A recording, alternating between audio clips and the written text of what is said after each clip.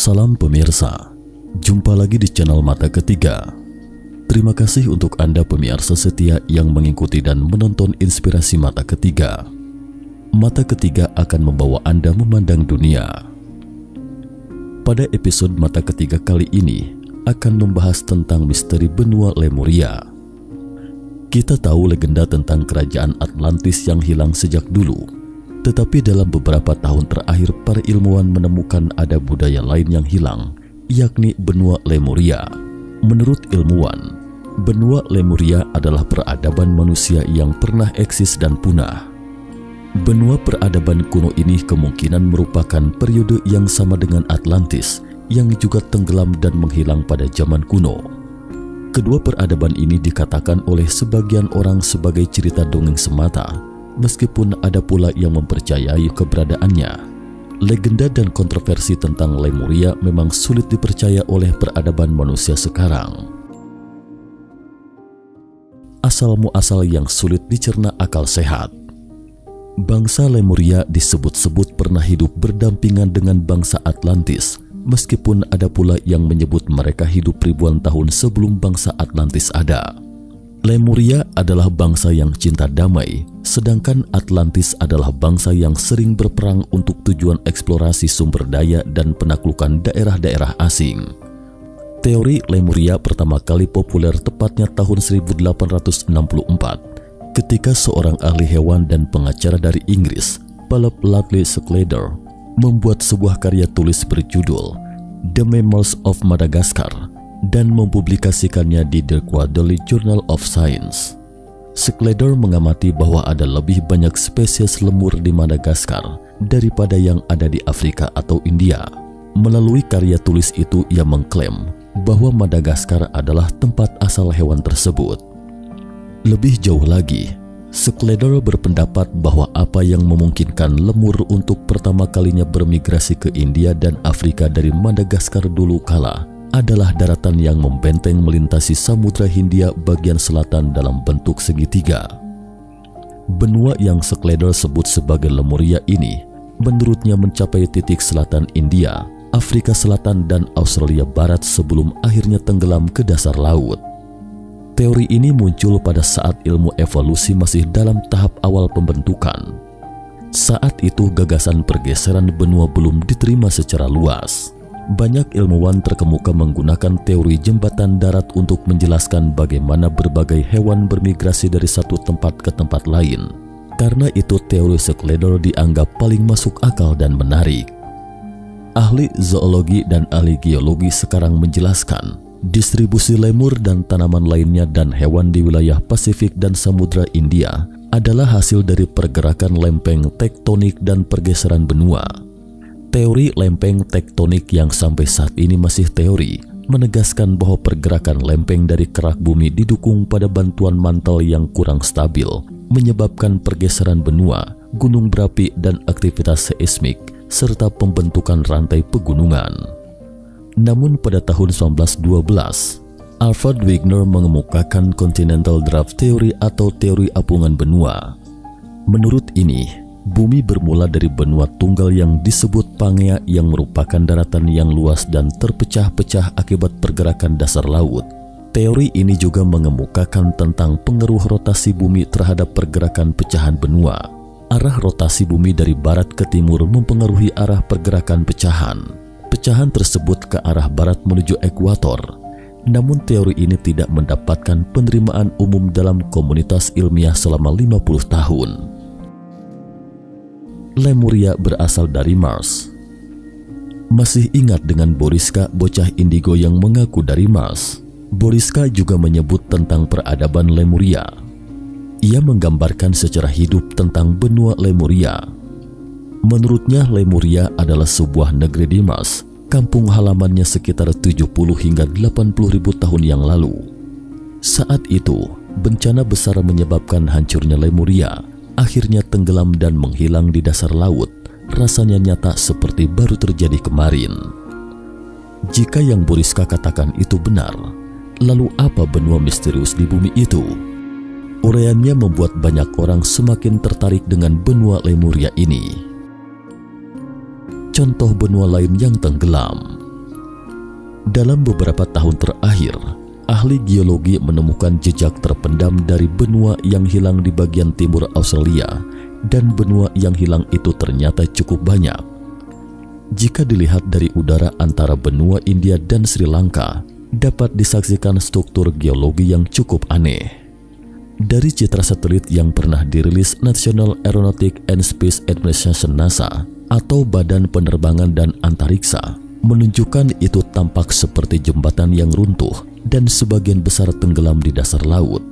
Tanah yang menghubungkan antara India Selatan dari Sri Lanka ini disebut Jembatan Adam, dan ternyata jembatan ini ada hubungannya dengan mitos. Spekulasi yang tidak tersimpulkan. Memang banyak contoh yang tidak dijabarkan di sini, namun hal tersebut dapat menjelaskan bahwa lempeng bumi pada zaman dahulu tidak sama dengan zaman modern, sebagian besar tenggelam di laut. Kita kembali ke benua Lemuria. Pada 2013, ahli geologi menemukan jejak benua yang hilang di Samudra Hindia. Mereka menemukan pecahan granit di sepanjang struktur terpendam di sepanjang Samudra Hindia Selatan. Bangunan ini membentang hingga Pulau Mauritius ratusan mil di selatan negara itu. Di pulau itu mereka menemukan zirkon kuno yang dapat ditelusuri kembali 3 miliar tahun silam. Menurut ilmuwan, zirkon ini berasal dari zaman purba yang tenggelam ke Samudra Hindia.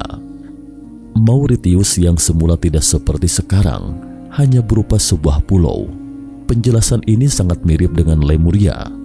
Meski masih butuh waktu yang panjang untuk membuktikan tentang Lemuria yang hilang, tapi disinilah misteri Lemuria yang menarik minat orang-orang untuk menelusurinya. Peradaban Lemurian, peradaban kuno dari luar angkasa dan peradaban dimensi kelima yang hilang. Lalu bagaimana peradaban kuno Lemuria ini terbentuk dan kenapa pulau bisa lenyap? Apakah pernah eksis? Dari skala yang lebih luas, alam semesta tempat kita berada ini disebut alam semesta Deren. Alam semesta Deren lahir dalam ledakan besar 460.000 tahun yang lalu. Dalam ledakan besar ini, terbentuk dua alam semesta, yaitu alam semesta Deren dan alam semesta Dal. Keduanya adalah alam semesta kembar dan pada dasarnya terlihat sama. Namun alam semesta Dal jauh lebih muda, jadi kita dapat mengatakan bahwa alam semesta Dal adalah alam semesta paralel dari alam semesta Deren. Alam semesta Deren memiliki 7 zona. Alam semesta yang dikenal dengan teknologi manusia di bumi berada di zona keempat. Ada gugus bintang di alam semesta yang disebut M45, gugus bintang Pleiades atau gugus Kartika, yakni sebuah gugus bintang terbuka di rasi bintang Taurus, merupakan gugus bintang paling jelas dilihat dengan mata telanjang dan salah satu yang terdekat dengan bumi. Gugus bintang Pleiades adalah gugus bintang muda yang terdiri dari 250 hingga 500 bintang, jaraknya sekitar 420 tahun cahaya dari bumi. Dalam bintang-bintang ini, ada beberapa yang melahirkan humanoid. Mereka disebut bangsa Pleiades atau ras alien. Nama yang diberikan untuk mereka yang dikenal sebagai kelompok makhluk ET dari gugus bintang Pleiades di rasi Taurus. Bangsa Pleiades adalah pemantau dan pelindung gerbang alam semesta. Mereka dapat membantu lainnya masuk atau keluar dari dimensi ruang yang berbeda. Mereka dapat menangani transformasi ruang dan waktu, memasuki dimensi yang berbeda, bahkan bertukar kesadaran dengan lainnya, dan yang membuat mereka memperoleh kemampuan tersebut adalah pengetahuan. Karena bangsa Pleiades memiliki usia hidup yang panjang, sehingga pengetahuan dan pengalaman mereka terus bertambah. Dengan demikian, mereka telah menciptakan banyak kemampuan yang luar biasa. Belakangan bangsa Pleiades datang ke bumi, dan mereka yang datang bersama dengan bangsa Pleiades adalah ras dari Sirius, Centaurus, dan planet lain. Mereka hidup harmonis satu sama lain di muka bumi dan bersama-sama membangun peradaban Lemuria. Peradaban Lemuria adalah tempat lahirnya peradaban yang sangat terbuka di bumi. Mereka membantu kelahiran banyak peradaban lain, termasuk peradaban Atlantis. Pada awalnya, Lemurians tidak seperti kita manusia sekarang. Fisik kita eksis dalam bentuk materi, karena bumi pada waktu itu berada di dimensi kelima. Jadi para Lemurian sebagian besar hidup dalam bentuk cahaya di dimensi kelima mereka. Mereka memiliki kemampuan memilih menurunkan frekuensi getaran kapan saja untuk merasakan tingkat yang lebih padat dan dapat kembali ke fisik cahaya mereka kapan saja. Frekuensi getaran ini dikendalikan oleh kesadaran atau kekuatan pikiran mereka, tetapi belakangan seiring merosotnya peradaban Lemuria, menyebabkan frekuensi getaran kesadaran dari ras yang luar biasa ini dan semua manusia yang hidup di bumi secara bertahap menurun. Pada awalnya, turun ke level yang sama dengan peradaban lain, yakni turun ke dimensi keempat, hingga akhirnya manusia bumi juga turun ke dimensi ketiga bersama mereka, yang merupakan dimensi tempat kita hidup pertama di muka bumi.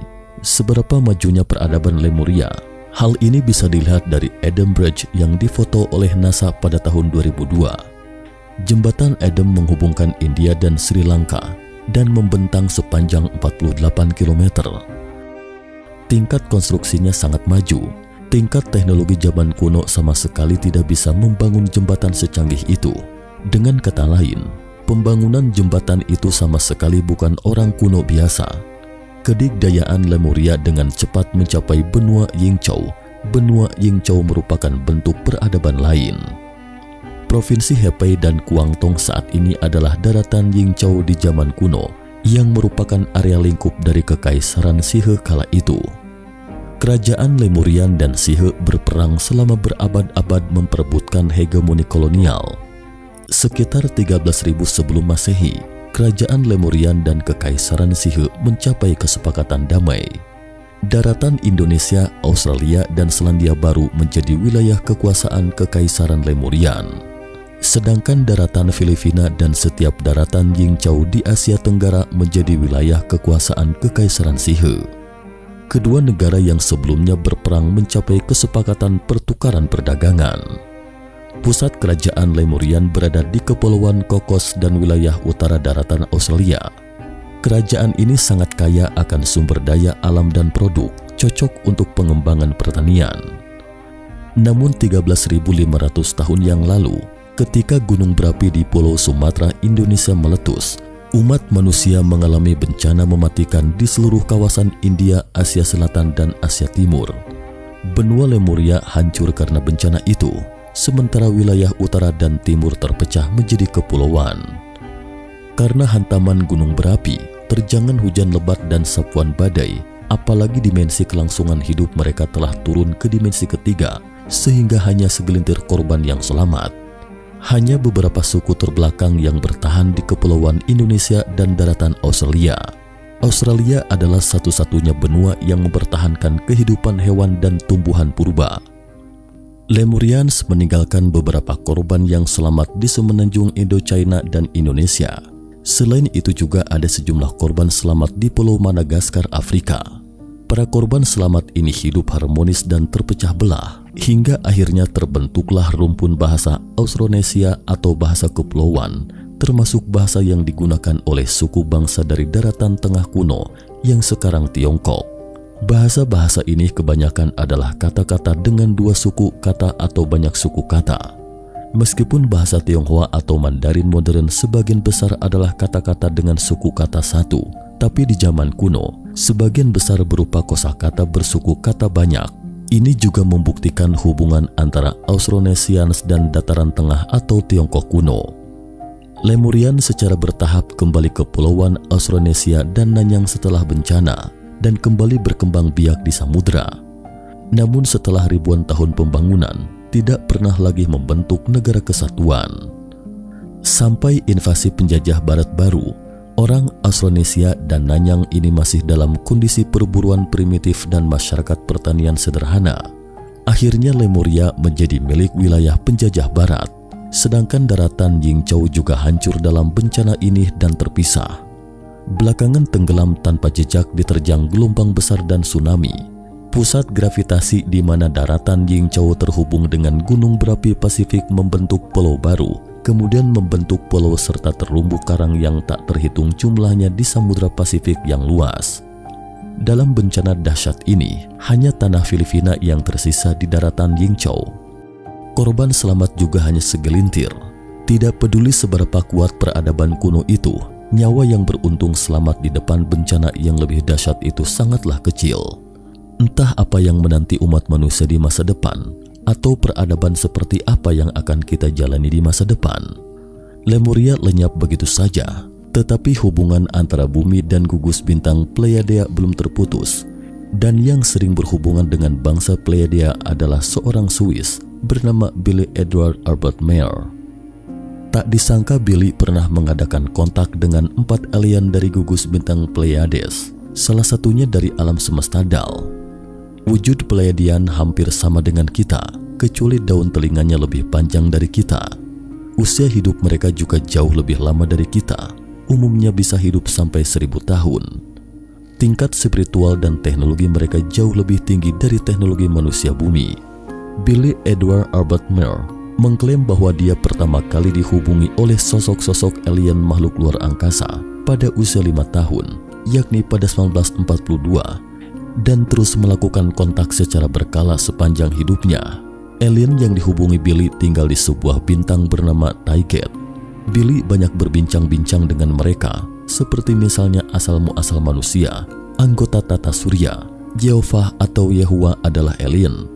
Energi nuklir lebih banyak mudarat daripada manfaatnya bagi manusia, populasi bumi terlalu besar dan sebagainya.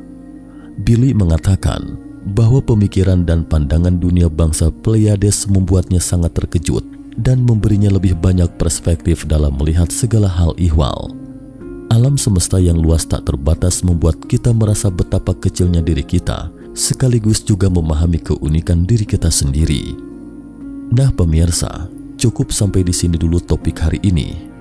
Di episode berikutnya Mata Ketiga akan menyajikan kisah-kisah baru yang lebih menarik. Jika Anda menyukai video ini, jangan lupa klik like, subscribe, dan share. Jangan lupa kunjungi selalu channel Mata Ketiga untuk mengetahui informasi tentang peristiwa misterius lainnya. Jika Anda punya usul dan pendapat, silahkan tinggalkan komentar.